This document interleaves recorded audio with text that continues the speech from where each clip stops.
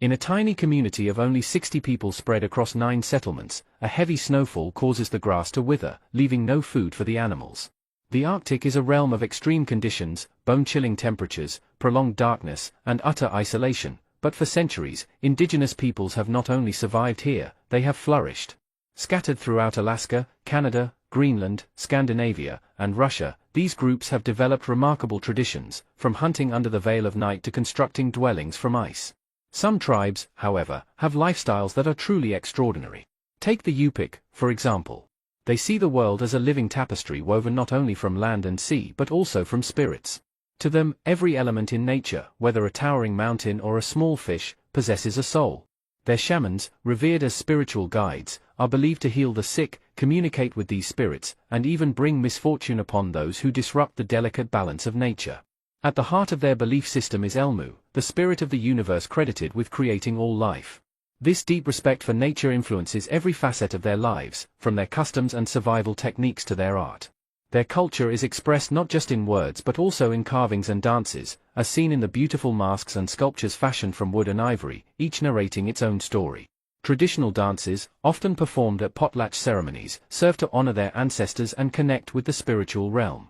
Surviving in the Arctic demands skill, knowledge, and resilience. The Yupik are masters of living off the land and sea. They hunt seals, walruses, and caribou with harpoons, spears, and kayaks to endure brutal winters.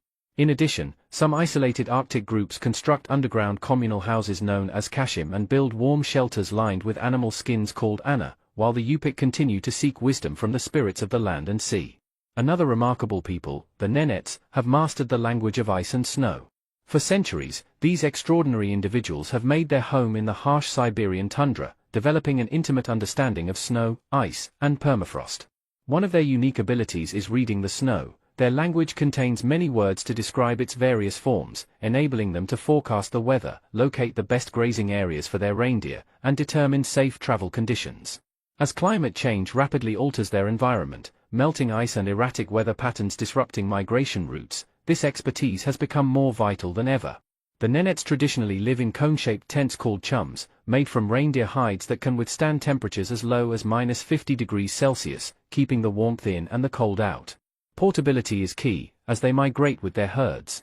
Family is the cornerstone of Nenet society. They organize themselves into clans, with lineage passed down through the male line, each clan preserving its own customs and territory. Elders hold significant authority, yet the true spiritual leaders are the shamans, known as Tardia, who maintain harmony between people and nature. Despite their strong bond with the land, the Nenets' way of life is under threat from massive industrial projects like the Yamal Mega Project, which encroach on their territory, disrupt migration routes, and pollute their environment, threats that could erase their traditional lifestyle forever. While the Nenets battle environmental challenges, another tribe, the Aleuts, has suffered from a different, more devastating force, colonization. In the 18th century, Russian fur traders first used the term Aluk to describe two distinct groups, one from the Uyan Islands and another from Kodiak Island. Although these groups shared similar environments, their languages and cultures were distinct. Everything changed in 1741 when Russian colonizers arrived. What began as trade soon became exploitation. Overhunting of sea otters and seals decimated the ecosystems on which the Aleuts depended, and diseases spread rapidly amid violent conflicts. As a result, their population plummeted from 25,000 to just 2,000 by the late 19th century. With their numbers nearly wiped out, the Aleuts have struggled to keep their culture alive. Their language, Anangam Tunu, once spoken by thousands, now has only about 109 fluent speakers, a loss that has deeply affected their identity. Nevertheless, they are determined to revive their traditions and pass them on to future generations. The Aleut people have always maintained a close bond with nature through animism and shamanism, believing that spirits inhabit the sea, wind, and land. When Russian Orthodox missionaries introduced Christianity, the Aleuts blended their ancestral beliefs with the new faith rather than abandoning them. For generations, Aleut men were expert hunters, navigating treacherous seas in skin-covered kayaks, locally known as baidarkas, to pursue seals, sea otters, whales, and walruses, while women gathered fish, birds, shellfish, and wild plants. Their survival depended on cooperation and a strong connection to both land and sea. Then, during World War II, the US government forcibly relocated the Aleuts to internment camps under deplorable conditions, tearing families apart and shattering their way of life.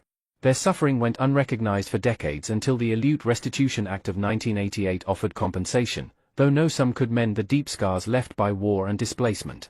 At the same time, another Arctic tribe, the Korik, has seen its culture slowly fade due to modern policies that have reshaped their traditional way of life.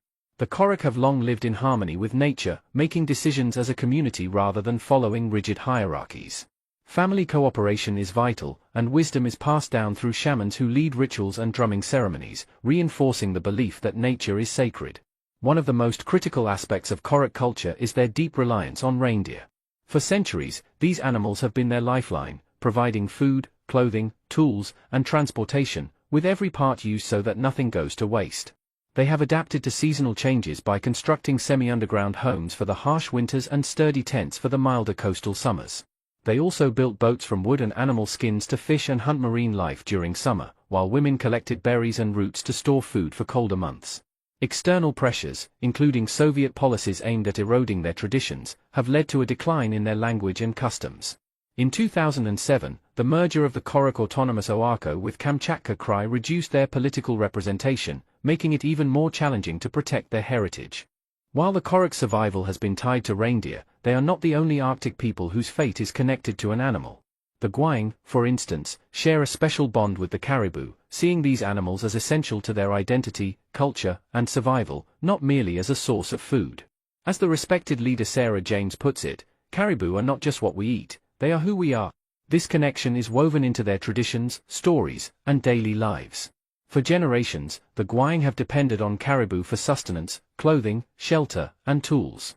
They use the hides to build tents, the fur for warmth in bedding and garments, and the bones to craft indispensable tools. More than a survival resource, the caribou are deeply embedded in their spiritual and cultural beliefs. Creation myths recount a time when the Gwiang and the caribou were one, and even after parting, a vow was made to honor the caribou forever. Today, the rhythm of Gwiang life still follows the migration of the porcupine caribou herd. Their mastery in tracking these animals and understanding their habits is not just about securing food, it is a practice of respect and sustainability, ensuring that the caribou population remains robust for future generations. Now, their struggle has expanded to include protecting the caribou from modern threats. When oil companies targeted the Arctic's National Wildlife Refuge, home to crucial caribou calving grounds, the Gwiang mobilized, viewing the issue as not only an environmental crisis but also a fight for their very way of life. With climate change and other external pressures affecting caribou populations, the Gwiang have emerged as fierce advocates for both the herd and their sacred land. Similarly, another indigenous group from Siberia, the Evenk, has worked tirelessly to preserve their deep connection to the land. Having lived in Siberia for thousands of years, originally settling between Lake Baikal and the Amur River, their history has been shaped by interactions with neighboring tribes and by Russian colonization. In the 17th century, the imposition of fur taxes forced them to expand their territory, leading to conflicts with settlers. Despite these challenges, they resisted and maintained their cultural identity. The Evenk have long been nomadic, relying on reindeer for transportation and sustenance. They built conical tents from birch bark or reindeer hides to ensure mobility in harsh conditions, and their diet traditionally included reindeer meat, fish, and wild game. A strong sense of community ensured that no one was left without food, while elders, including shamans, provided essential guidance and healing. Although the Evenk language, part of the Tungusic family and a link to other indigenous Siberians, is fading as younger generations adopt Russian, their cultural spirit endures. Another Siberian group, the Yukar, has developed an even deeper spiritual bond with nature. They believe that every element, from fire and the sun to trees and animals, harbors a spirit, and they revere their supreme deity, Pugu, as the moral guardian who maintains universal balance. Every Yukar clan is led by a shaman, or RMA, who bridges the gap between the physical and spiritual realms. These shamans are deeply respected, and even after their passing, they are honored as sacred figures. For the Yukar, animals are far more than food. They are living spiritual beings with individual souls, and hunters are bound by sacred traditions to honor them. Such customs, passed down through countless generations, ensure harmony with nature. Their respect for the land even extends to trees, which they consider protectors, and they hold ceremonies to honor these living guardians, reaffirming the belief that every part of nature possesses a soul. Dreams also play a crucial role in Yukar culture, as they are thought to predict the future and guide the community through environmental dangers. Shamans interpret these visions to advise on seasonal shifts, personal challenges, and survival strategies. Even with the influence of Russian Orthodox Christianity, many Yukar continue to blend their ancient shamanic practices with newer religious ideas. Their adaptability is evident in how they once crafted all their tools from natural materials like wood and stone, built sturdy wooden shelters for winter, and created lightweight, portable homes for the summer, practices that have allowed them to thrive for centuries. Further north, the Inuit have mastered life in the unforgiving Arctic. For them, the frozen landscape is not merely a place to endure, it is home. Hunting is central to their way of life. They use harpoons to capture sea creatures and bows and arrows for land animals. Their resourcefulness is also seen in their use of kayaks and larger boats to navigate icy waters. Caribou are vital to Inuit culture, supplying not only food but also the materials needed for clothing and tools. The hides keep them warm, the fat fuels oil lamps, and the bones are fashioned into useful implements. Inuit clothing, made from seal or caribou skin, is designed to protect against extreme cold, while their language carries the history and traditions that connect generations. Their art, carved from soapstone, whale bone, walrus tusks, and other materials, vividly portrays animals and daily life with deep spiritual significance. In winter, Inuit families construct igloos that provide insulation against the bitter cold, and in summer they shift to animal skin tents or turf huts near hunting grounds. Community and cooperation lie at the heart of Inuit life. Food from hunts is shared, and children learn by observing rather than through punishment. However, modern challenges have disrupted these age-old practices. Settling into permanent communities has limited hunting opportunities, resulting in food insecurity, as store-bought food is often expensive and less nutritious than their traditional diet. Social issues such as high suicide rates and mental health struggles have also emerged as the Inuit navigate rapid changes in their way of life. In Siberia, the Kti and Monty tribes maintain a profound spiritual bond with the bear, which they regard as both an ancestor and a protector. For them, hunting a bear is far more than a means of survival, it is a sacred ritual. After a hunt, they hold ceremonies filled with singing, dancing, and storytelling to honor the bear's spirit.